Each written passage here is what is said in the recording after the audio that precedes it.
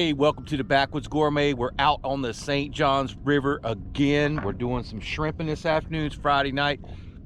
Got to make a run back to the other house tomorrow morning. But I figured I'd come out here and give shrimping a little shot this afternoon. I got to go pick up my crab traps. You know, once you put those in the water, you're committed to them.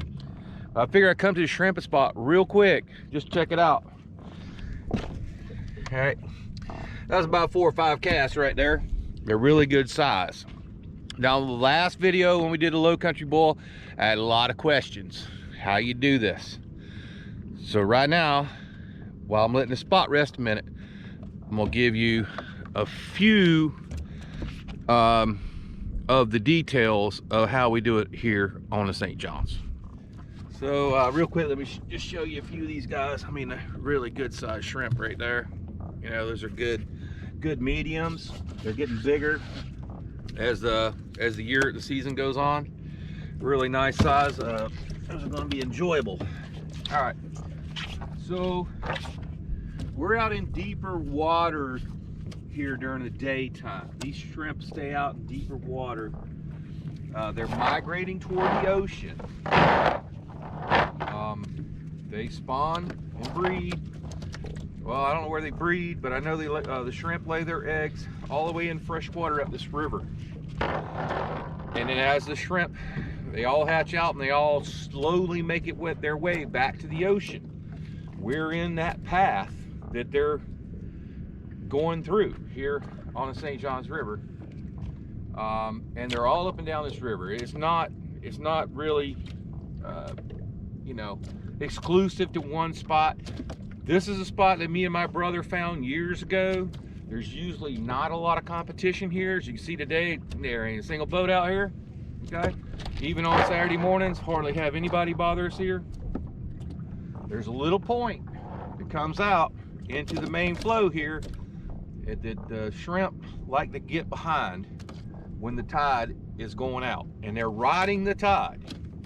Now that's the thing here that I try to stress with people is when the tide's flowing the way the shrimp want to go, they ride it. When the tide is flowing, coming in and going the opposite way they want to go, they'll cling to the bottom.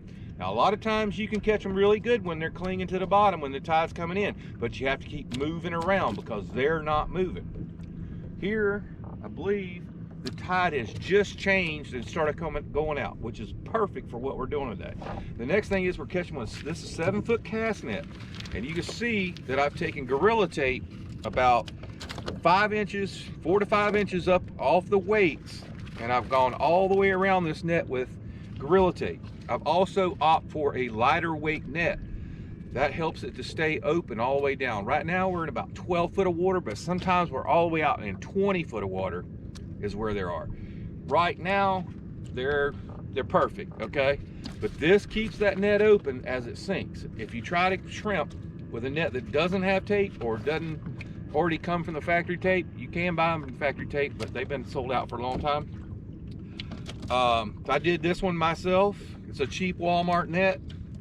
But this catch shrimp, if you don't have one with tape in it, you'll catch a few, but you're not going to catch nowhere near. That last cast I just threw there was about 2 dozen. So let's go ahead and give her a whirl. Hopefully you can see it. And I know there's 50 million different ways to throw a cast net. This is the way I learned how to do it. All right, and close to a perfect circle as you want. And a lot of people throw big 12-foot, 14-foot nets. I can't throw them, so I don't even try. It's a waste of time for me. And they're very expensive. Get my shrimp up off the floor. All right, so once we get down on the bottom, it's all the way to the bottom now. I'm gonna jiggle that rope, snatching the little short jerks. And that's spooking them shrimp up off the bottom if they're clinging. All right. They're coming up into the net. Then we can go ahead and close the net. What makes it really nice, I do have the Minn Kota trolling motor with a GPS lock on it. And there you go. See them guys right at the top of the net. Those are the ones I spooked up when I was jerking on it. All right, so we got several others spread out through the rest of the net. That's not quite as good as the last cast I made, but I'm really happy that about 80% of them are really good size. And of course, we're getting some croakers too. That's what you're hearing croaking in the net there. And the little jokers have gill plates like freaking razor blades, and they'll cut holes in your net. And I already have several holes in this net that I've got to go ahead and try to sew up when I get a minute. I'm gonna go ahead and get one more throw over that way, and we'll see how we do.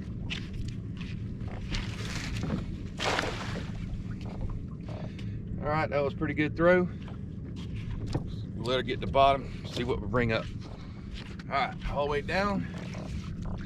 Gonna give it a little short hops on that rope, spook them buddies up into the top of the net, hopefully. And we'll go ahead and close the net. See what the trolling motor's trying to correct here, hopefully.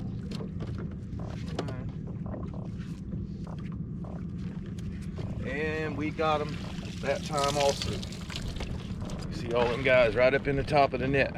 All right, really nice size ones, okay?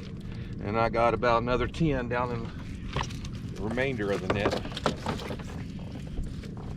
So for all you people that were asking on our last video how we're catching the shrimp, that's how we're catching.